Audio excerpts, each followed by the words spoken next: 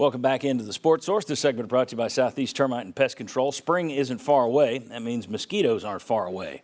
So are carpenter bees. They're closing in on you right now. Termites may already be in your house. You need to do the termite checks. Look, do what I do. Give a call to Southeast Termite and Pest Control. Line up the best pest control service in East Tennessee. They'll come out and check your house. They'll do all kinds of treatments for whatever issue you may have.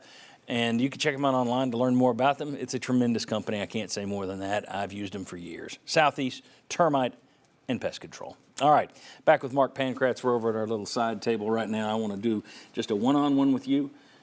It's the end of a long year. You're having to do a show with a bunch of bitter people. And I just lost a third grade basketball game. And that'll tick you off too. I thought there was a little something under the skin. I'm going to give you 4 criticisms. Some I may believe, some I may not, but I'm going to throw them out here, and we're going to let you tell me why something is fair, why it's a fair criticism, or why it is not a fair criticism, all right? Let's take a look, first of all, at some numbers here, some charts. I showed you these shot charts last week. These are the shot charts, or like this last week. These are the shot charts from the Tennessee-Florida Atlantic game. On the left is Florida Atlantic. Red is where you're hitting from. Blue is where you're not hitting from. As you can see, 81%. You know, it was supposed to be Tennessee's guys in the paint. We're going to out-muscle them. They had 81% under the basket, 50% in the paint, and then they lit it up out there from three-point range in terms of effective field goal percentage. You look at Tennessee, they had 3 shots from the corner, so their effective field goal percentage is good there, but they're blue everywhere else. It's cold. Now, here's what you need to know about that. Flip to the next one, my director, Chris, please. On the left is FAU. Now, you look at this. This is their actual shot chart. The reds are hits, the blues are misses, and the bigger the hexagon means you took more than one shot there. All their shots, beyond the three-point arc, in the paint, near the bucket. Look, they've got, what, 2, 3 jumpers from two-point range? This is pure analytics right here. This is modern basketball everybody's going to. Then you look at Tennessee on the right, and it's just scatter shot.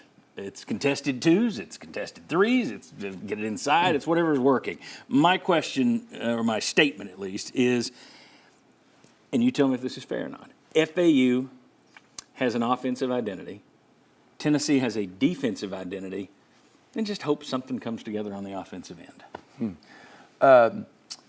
I think it's fair. However, do you know what Alabama's fans are saying right now? Oh.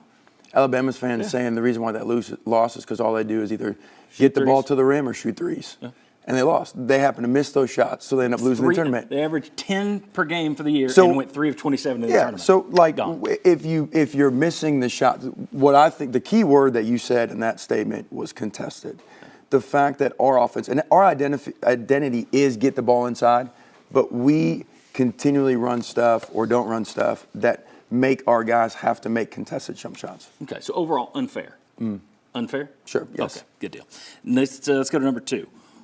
Why would an offense-first recruit, an offensive guy, why would an offense-first recruit, a guy wanting to improve his offensive skills to reach the NBA, come to Tennessee? I did fair quick. Or unfair? So in Barnes' tenure, he's had 6 guys get drafted to the NBA. The only 2 teams that have had higher, Kentucky, which is obviously a ton, and Auburn's had 7. So you look across the SEC, he's getting more guys into the NBA than any other SEC program. So that'd be one. I think because, look, the NBA, they can draft skill guys all around the world. What they want guys is guys that understand how to play the game offensively and defensively.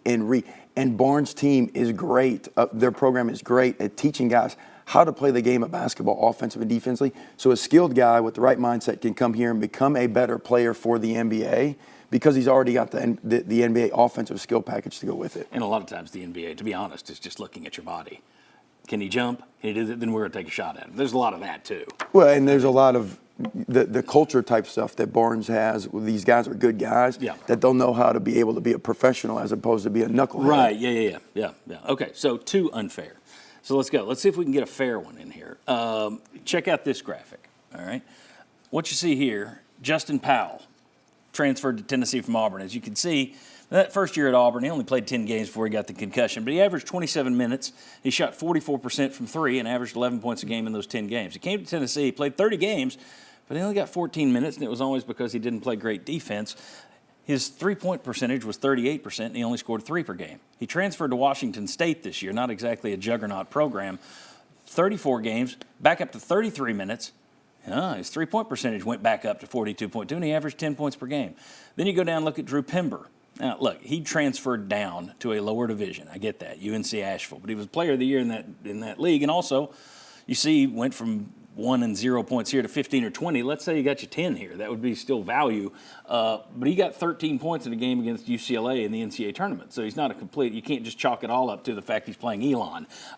So, fair or unfair to say – the players on this team, the guys that we've been discussing, the players on this team would be better offensively in a different system or with a different coach? I don't think you could say guys as you use everybody, yeah, but I think for instance, I think Julian could have had a better offensive year, more consistent offensive year elsewhere that may not have put the same defensive emphasis on him or had run play calls for him, maybe like in an Alabama where they're spread you out type of thing. But again, I go back to he's got the tools offensively. It's can you make him tougher? Can you teach him how to read defenses, the second level of help, how to play defense?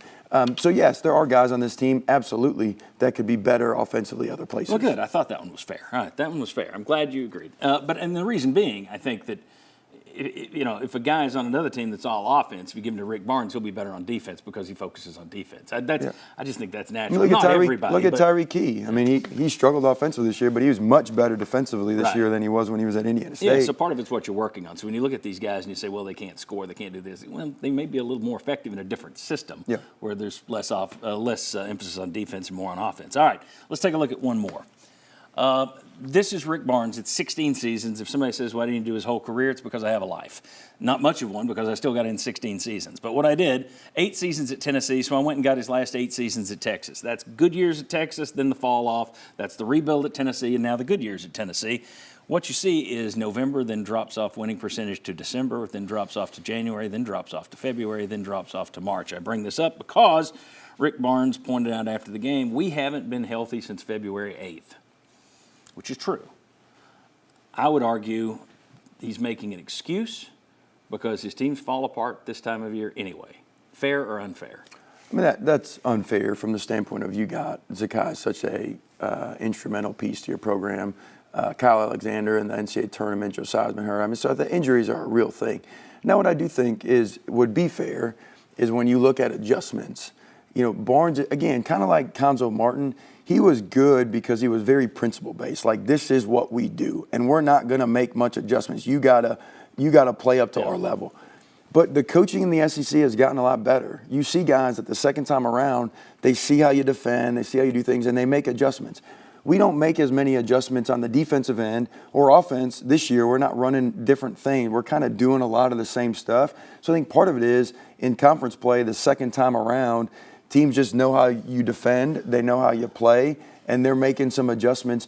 And then I think the freedom. The guys mentally, are they able to handle the coaching style of Barnes through a longer season are reasons why they would go down. The numbers are interesting, but I would be interested to see other coaches. Does it stair-step the same way because schedules are tougher? That's pretty definite in terms of the ways his stair-steps down. That said, just to be clear, that is a completely unfair criticism because that's ridiculous. Injuries matter. Injuries matter. You look at UCLA, lost a guy, bounced from the tournament. You look at Duke. Nobody talked about it much when we did. We talked about it with Duke last week. I mean, they were 8-8 when they didn't have all their guys. They were 19-1 when they had them all.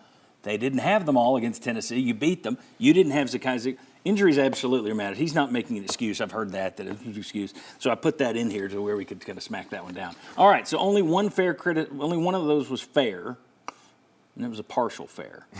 I thought there was another one that was fair, but that's all right. Mark Pancratz, that's why you're here, and that's why you were a basketball player and basketball coach. Mark, thanks for being here, buddy. Thanks for having me. Appreciate it, and good luck in your tournaments. Thank you. All right. When we come back, we're going to be talking about Tennessee's offense. We're going to show you what was the difference between Tennessee's offense and the offenses that made it in the Elite Eight, and is Rick Barnes going to focus on fixing the offense, or is he just now Mr. Defense? We'll discuss. Come on back.